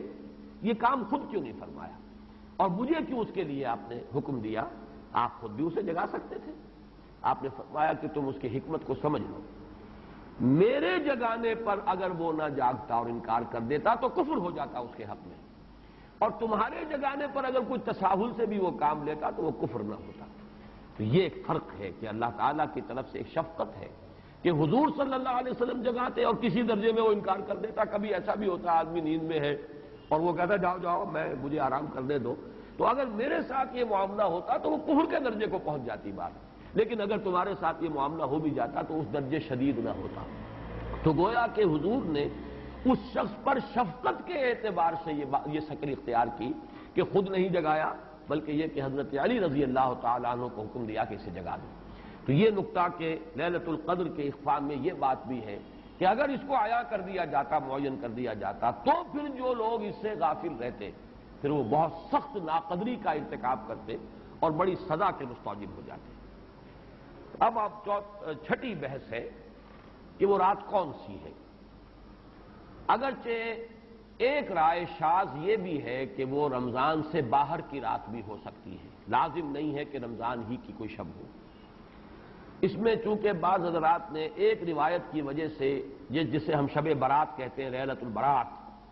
یہ شعبان کی 15ویں شب، درمیانی شب، اور اس کے بارے میں ایک روایت موجود ہے حضرت عائشہ صدیقہ رضی اللہ تعالی عنہا کی کہ رات کے وقت ان کی آنکھ کھلی اور وہ باری آپ ہی کے پاس شب باسی کی تھی حضور کی، تو حضور موجود نہیں تھے، تو تشویش ہوئی کہاں گئے، تو جب تلاش کی گئی تو معلوم ہوا کہ حضور جنت البقیع قبرستان میں پہنچے ہوئے ہیں اور وہاں آپ ان کے لیے جو بھی وہاں دفن ہیں ان کے لیے استغفار فرما رہے ہیں۔ جب پوچھا گیا معاملہ کیا تو آپ نے فرمایا یہ بڑی عظیم رات ہے اور اس رات میں فوت ہونے والوں کا فیصلہ ہو جاتا ہے، پیدا ہونے والوں کا فیصلہ ہو جاتا ہے۔ تو اب وہ بھی ایک لیلہ مبارکہ، اسی وجہ سے بعض لوگوں نے وہ جو سورہ دخان کی ابتدائی آیات ہیں انا انزلناہ فی لیلۃ مبارکۃ، اس کو محمول کیا ہے اسی رات پر کہ جس کو ہم شب برات کہتے ہیں اپنی عام اصطلاح میں، لیلۃ البرات اسے عربی میں کہا جاتا ہے۔ برات کے معنی کسی کا چھٹکارا پا لینا۔ یہ شب برات جو ہے وہ برات شادی والی برات نہیں ہے، بلکہ یہ برات کا لفظ ہے عربی زبان کا، جو ہمارے ہاں وہ غلط العام میں برات شب برات بن گیا ہے۔ برات، برات من اللہ ورسولہ، جو سورہ برات کا پہلا لفظ ہے کہ چھٹکارا پانا، کہ وہ رات بھی ایسی ہے کہ اس میں انسان استغفار کرے اور اللہ تعالیٰ سے اپنے گناہوں کی معافی مانگے تو اپنے آپ کو جہنم سے چھٹکارا دلا سکتا ہے، وہ شب برات ہے۔ اس اعتبار سے کچھ لوگوں نے گمان کیا کہ شاید لیلۃ القدر اور لیلہ مبارکہ اس حدیث کی روح سے وہی شب ہے، وہ ظاہر بات ہے کہ خارج از رمضان مبارک ہے، اور یہ کہ اس کے علاوہ بھی بعض آراء ہیں، لیکن یہ آراء جو ہے شاذ کے درجے میں ہے۔ میں یہ کہہ سکتا ہوں کہ تقریباً اجماع ہے اس پر کہ یہ رات رمضان مبارک ہی کی ایک رات ہے۔ اس کی دلیل ایک تو یہ کہ القرآن یفسر بعضہ بعضا کے اصول کے مطابق قرآن مجید کے اندر سورہ بقرہ میں یہ واضح کر دیا گیا شہر رمضان الذی انزل فیہ القرآن، رمضان مبارک کا مہینہ وہ ہے کہ جس میں قرآن نازل کیا گیا، اور یہاں فرمایا انا انزلناہ فی لیلۃ القدر، ہم نے اس کو اتارا ہے لیلۃ القدر میں۔ ان دونوں کو جوڑیے تو اس کا ایک لا محالہ جو ایک انیویٹیبل رزلٹ نکلتا ہے وہ یہی ہے کہ یہ لیلۃ القدر رمضان مبارک میں۔ دوسری اس کی تائید ہوتی ہے وہ مشہور حدیث جس کو الحمدللہ کہ ہم نے بہت عام کیا ہے، رمضان مبارک کی آمد سے قبل کوشش ہوتی ہے ہر سال جو ہے اس کی یاد دہانی کرا دی جائے۔ ایک طویل خطبہ جو حضور نے دیا تھا،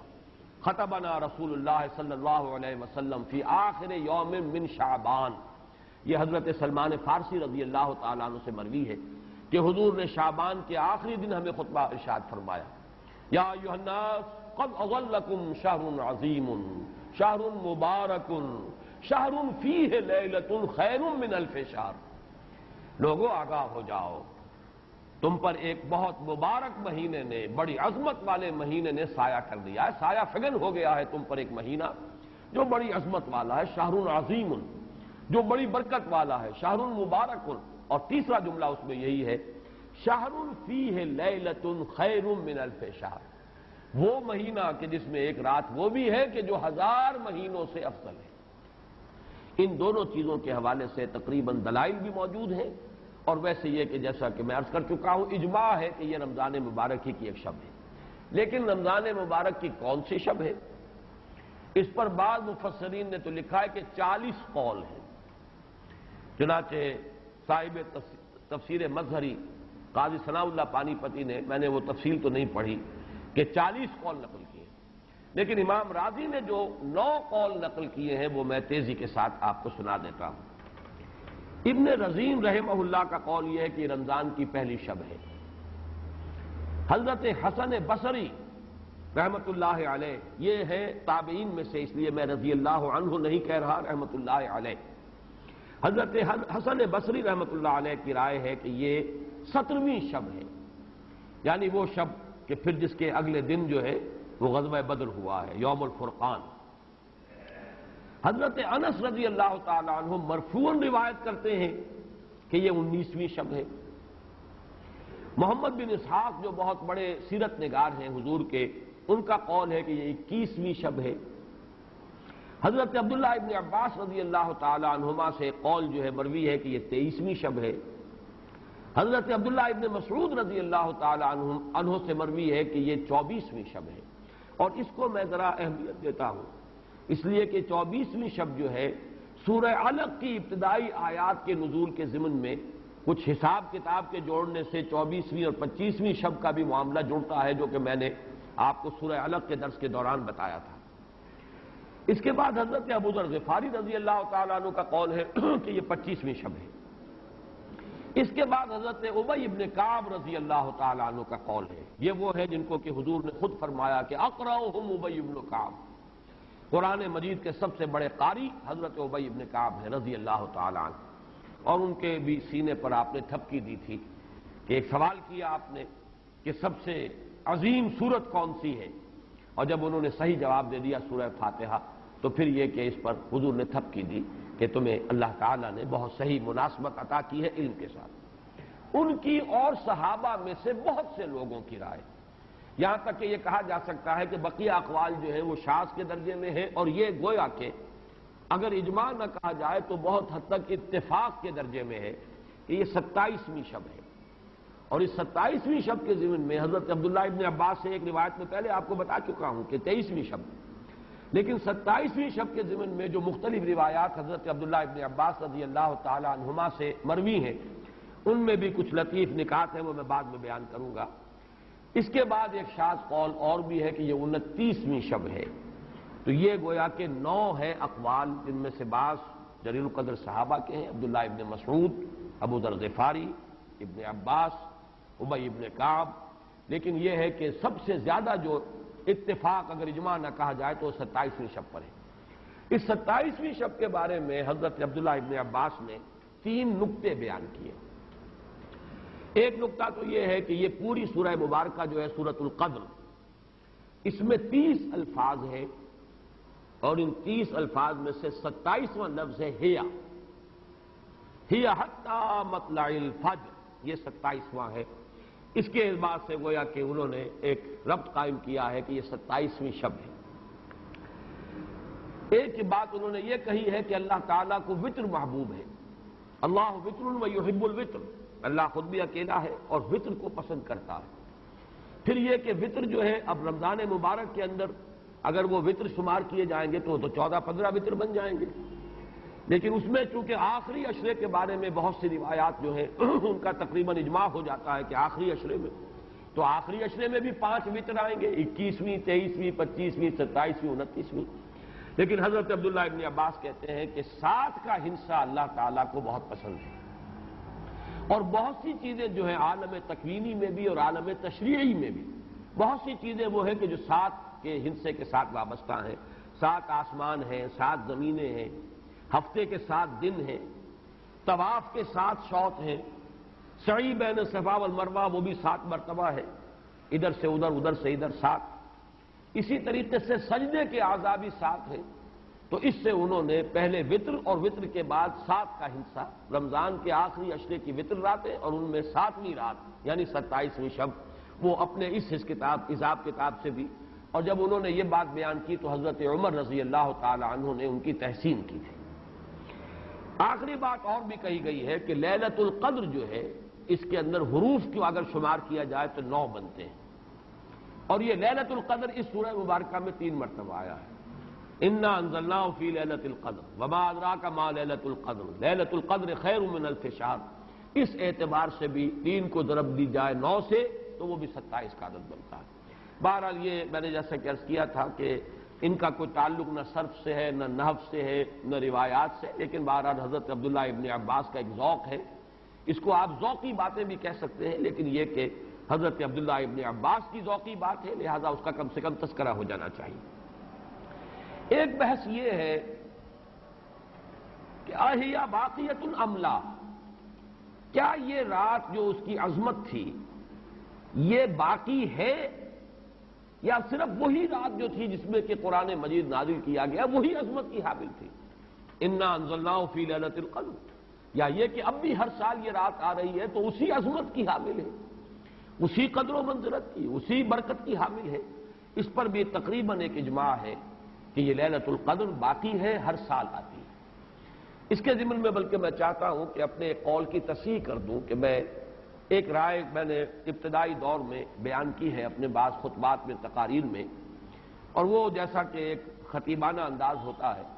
قرآن مجید کی عظمت کے بیان کے ضمن میں یہ باتیں، یہ بھی نقطے کے درجے کی باتیں ہوتی تھی اور وہ میں بیان کرتا رہا ہوں کہ قرآن ہے اصل عظمت کی حامل شے، جس رات میں یہ قرآن نازل ہوا وہ لیلۃ القدر بن گئی، گویا کہ لیلۃ القدر کی عظمت جو ہے وہ قرآن کی عظمت سے مستعار ہے، جس مہینے میں یہ نازل ہوا وہ مذہب جو ہے وہ مہینہ جو ہے مبارک ہو گیا، شہر المبارک، اور وہ مہینہ جو ہے وہ روزے کی عظیم عبادت کے لیے مختص کر لیا گیا۔ اسی طریقے سے جو دن اس کی تعلیم کے لیے خاص کیا گیا، جو جمعے کا دن جو ہے وہ در حقیقت تعلیم قرآن کے لیے، یتلو علیہم آیاتہ ویزکیہم ویعلمہم الکتاب والحکمہ، جو حضور کا عمل تھا اسی کو دوام عطا کیا گیا ہے خطبہ جمعہ کی صورت میں۔ وہ دن جو ہے وہ سید الایام بن گیا کہ ہفتے کے دنوں میں وہ سردار دن ہے، جمعے کا دن جو ہے وہ سردار ہے تمام دنوں میں۔ یہ بات اپنی جگہ پر صحیح ہے جہاں تک اصولی اعتبار سے، لیکن میں اس میں جو تصحیح کر رہا ہوں جزوی طور سے وہ یہ ہے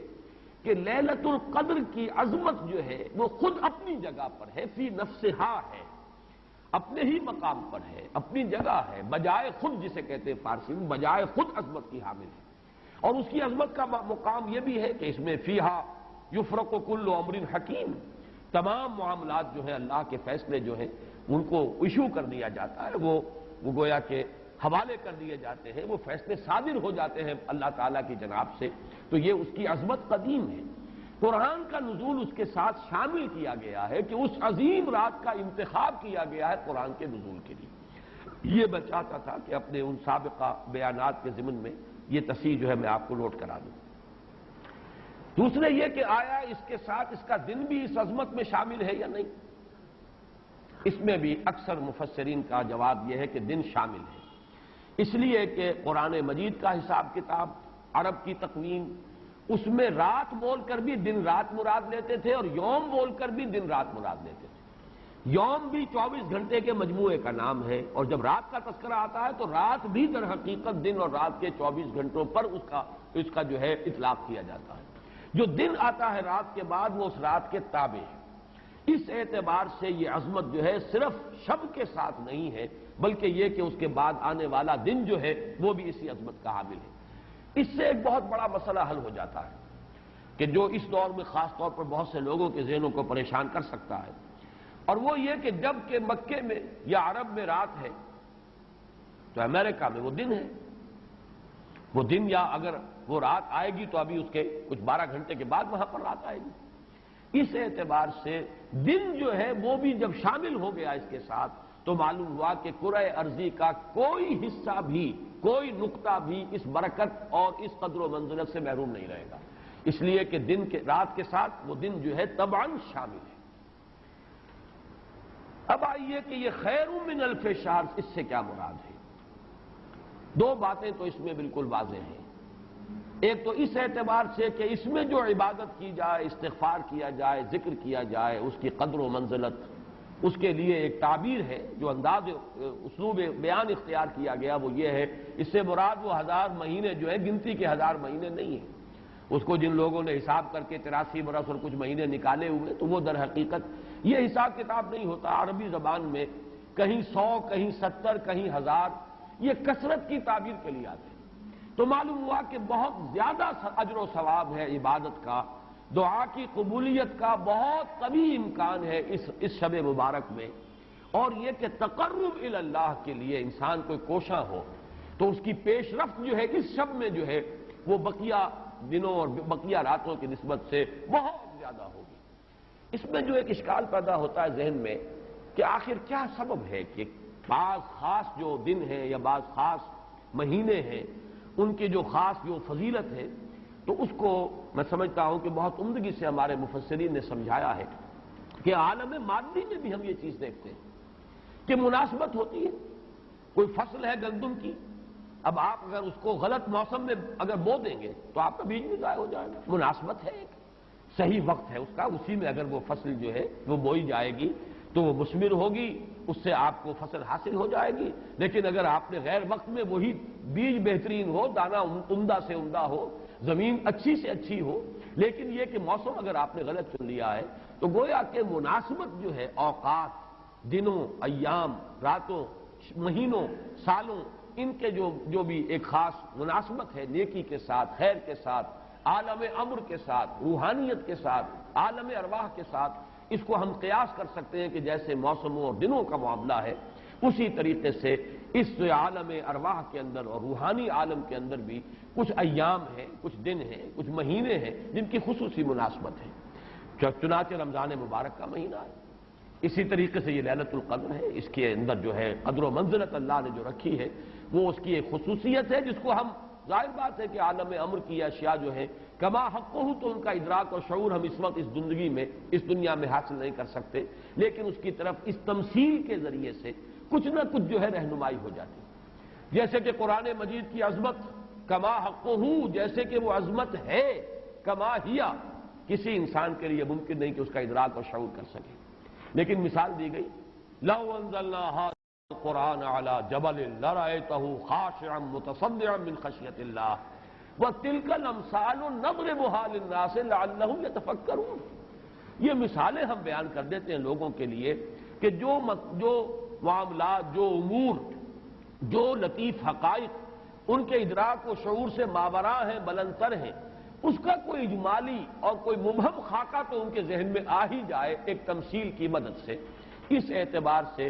اس مادی عالم میں بھی جو موسموں کے اثرات اور ان کی مناسبت یا عدم مناسبت کسی کام کے ساتھ ہے، اس کے حوالے سے ہم سمجھ سکتے ہیں کہ اللہ تعالیٰ نے خاص گھڑیاں، خاص ساعات،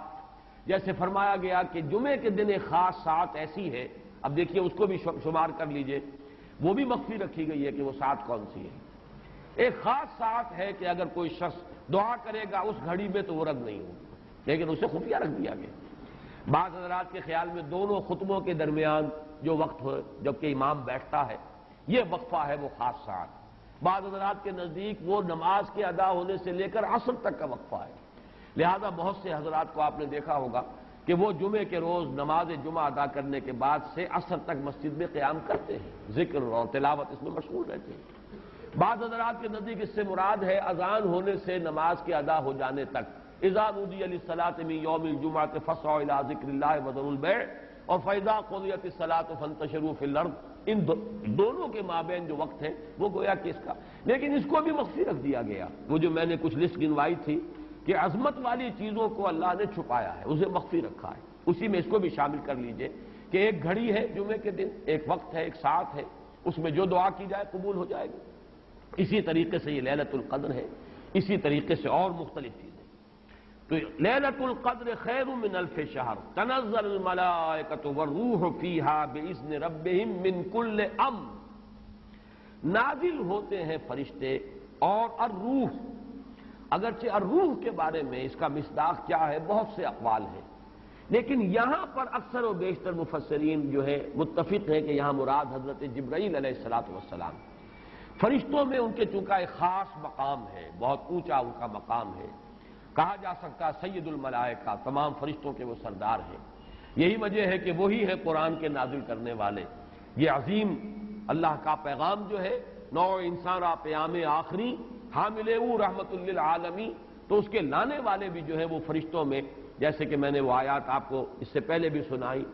کہ انہ لقول رسول کریم ذی قوت عند ذی العرش مکین مطاع ثم امین۔ اب یہ ساری مدح جو ہو رہی ہے، تعریف ہو رہی ہے حضرت جبرائیل علیہ السلام کی، تو یہ گویا کہ عطف الخاص علی العام کی ایک مثال ہے۔ تمام ملائکہ، الملائکہ، بہت سے ملائکہ، اور یہاں پہ اس سے اندازہ کیجئے کہ معلوم ہوتا ہے بہت کثیر تعداد میں ملائکہ ہیں جن کا نزول ہوتا ہے۔ وہ جو میں نے قدر کا ایک مفہوم بیان کیا گیا تھا کہ اتنے ملائکہ آتے ہیں کہ زمین پر جگہ نہیں رہتی، اور لیلۃ القدر سے مراد لیلۃ الضیق ہے کہ ملائکہ کے لیے، اس کا چونکہ ابھی حال ہی میں مجھے تجربہ ہوا ہے کہ جب ہم نے طواف وداع کیا ہے تو وہ ہم نے دیکھا ہے ضیق کی وہ کیفیت جو ہے، وہ تنگی کہ وہاں پر جگہ جو ہے آدمی کا سانس لینا مشکل ہو جاتا ہے، اس درجے تنگی۔ تو اب یہ تو ایک عالم مادی کا ضیق تھا جو ہم دیکھا ہے، جس کا ہمیں تجربہ ہو گیا۔ عالم ارواح میں فرشتوں کا ضیق کہ اتنے فرشتے نازل ہو جائیں کہ ان کو تنگی محسوس ہو، ان کو اپنے لیے جگہ نہ مل رہی ہو زمین پر، تو یہ بھی ایک مفہوم ہے۔ تنزل الملائکۃ والروح، نازل ہوتے ہیں فرشتے اور جبرائیل، بالخصوص حضرت جبرائیل علیہ الصلوۃ والسلام، فیہا، اس شب میں، باذن ربہم من کل امر سلام، وہ اپنے رب کے اذن سے۔ اس میں گویا کہ وہ جڑ کاٹی جا رہی ہے، جیسا کہ میں نے بارہا بیان کیا ہے کہ ایمان بالملائکہ ہی بگڑ کر مشرکانہ نظام کی شکل اختیار کر لیتا ہے۔ یہ دیویوں اور دیوتاؤں کا تصور جو دنیا میں ہے، گاڈز اینڈ گاڈیسز، اور یہ جو بھی عربوں کے ہاں تھا آلہہ کا تصور، یہ در حقیقت فرشتوں کا تصور ہے جو بگڑ گیا۔ ہم جانتے ہیں فرشتہ پہاڑوں کا ایک فرشتہ ہے، ملک الجبال، جو حضور کی خدمت میں حاضر ہوا تھا یوم طائف کو۔ اگر آپ مجھے حکم دیں میں ان پہاڑوں کو آپس میں ٹکرا دوں اور جن لوگوں نے آپ کے ساتھ یہ زیادتی کی ہے وہ سرمے کی طرح پس کر رہ جائیں۔ ملک الجبال ایک فرشتہ ہے کہ جو پہاڑوں پر معمور ہے، اسی کو کہہ دیا گیا پہاڑوں کا دیوتا۔ فرق کیا ہے ملک الجبال اور پہاڑوں کا دیوتا میں؟ فرق کیا ہے؟ دیوتا کے ساتھ تصور یہ کہ اسے کچھ اختیار حاصل ہے، جبکہ فرشتوں کے بارے میں جو صراحت قرآن کرتا ہے ان کے بارے اختیار کوئی نہیں۔ یفعلون ما یؤمرون، وہ وہی کچھ کرتے ہیں جو جس کا انہیں حکم دیا جاتا ہے۔ لا یعصون اللہ ما امرهم ویفعلون ما یؤمرون، وہ اللہ کے کسی حکم کی نافرمانی نہیں کرتے، وہی کرتے ہیں جس کا ان کو حکم ہوتا ہے۔ اور وہ آیت جو میں نے پہلے بھی آج سنائی ہے، حضرت جبرائیل نے حضور کے اس شکوے یا گلے کے جواب میں جو بھی کہا، اپنی وضاحت پیش کی، ما نتنزل الا بامر ربک، اے نبی، اے محمد صلی اللہ علیہ وسلم، آپ کا شوق اپنی جگہ، لیکن ہم نازل نہیں ہو سکتے آپ کے رب کے اذن کے بغیر، آپ کے رب کے حکم کے بغیر، ہمارا اختیار نہیں ہے۔ اور وہ مقام اس اعتبار سے عظیم ترین مقام ہے قرآن مجید کا، ضربۃ السنام ہے، لہو ما بین ایدینا وما خلفنا وما بین ذالک، اللہ ہی کا اختیار ہے اس پر بھی جو ہمارے سامنے ہے، اللہ کے اختیار میں ہے وہ بھی جو ہمارے پیچھے ہے، اور اللہ کے اختیار میں وہ بھی جو ان دونوں کے مابین ہے۔ اب ان دونوں کے مابین کیا ہے؟ میرے آگے یہ سب کچھ ہے، میرے پیچھے یہ سب کچھ ہے، میرے آگے اور پیچھے کے مابین کون ہے؟ میں ہوں۔ گویا کہ ملائکہ بالکلیہ اللہ کے اختیار میں ہے، ان کا کوئی اختیار جو ہے اپنا نہیں ہے، اگرچہ بہت ملائکہ مقربین ہے، مقام بہت بلند ہے، نوری مخلوق ہے۔ چنانچہ مسلم شریف میں حضرت عائشہ صدیقہ رضی اللہ تعالیٰ عنہ سے روایت موجود ہے کہ اللہ نے فرشتوں کو نور سے پیدا کیا، نوری الخلق، نوری الاصل، پھر یہ کہ مقربین، اللہ کے بہت قریب قرب رکھنے والے، لیکن اختیار نہیں، جو حکم ملتا ہے کرتے۔ بس یہ بات پیش نظر رہے تو ایمان بالملائکہ جو لازم ہے، ہمارے ایمانیات کا جزو لا ينفک ہے۔ آمنت باللہ وملائکتہ وکتبہ ورسلہ والیوم الآخر والقدر خیرہ وشرہ من اللہ تعالی والبعث بعد الموت۔ ایمان باللہ کے فوراً بعد ایمان بالملائکہ ہے، لازم ہے۔ لیکن یہ کہ ذرا سا دیکھیے بال برابر ادھر سے ادھر ہو جانے سے وہ جو ہے کہ رفتم کے خارج پاکشم محمل نہا شد از نظر، یک لحظہ غافل گشتم و 100 سال راہم دور شد، ایک لحظے کی غفلت جو ہے وہ 100 سال کی دوری ڈال دیتی ہے راستے کے اندر، ایک لحظے کی ذرا سی یہ لغزش جو ہے۔ اگر ان ملائکہ کے بارے میں یہ تصور قائم ہو جائے کہ یہ بھی صاحب اختیار ہے تو ٹھیک ہے، پھر کچھ دنڈوت ہونی چاہیے، پھر کچھ چڑھاوے چڑھانے چاہیے، پھر ان سے دعائیں کرنی چاہیے، ان سے استغاثہ ہونا چاہیے، ان کو پکارا جانا چاہیے۔ وہ سارا کا سارا شرک کا جو تومار ہے اب اس کے لیے پورا جواز پیدا ہو گیا اگر ذرا سی یہ علمی غلطی ہو جائے۔ تو اسی لیے یہاں پر خاص طور پر تنزل الملائکۃ والروح فیہا باذن ربہم، اپنے رب کے اذن سے نازل ہوتے، از خود نازل نہیں ہوتے۔ یہی بات ہے کہ جو وہاں فرمائی گئی ہے اس سورہ مبارکہ میں، فیہا یفرق کل امر حکیم امرا من عندنا، ہمارے پاس سے وہ امر جاتا ہے،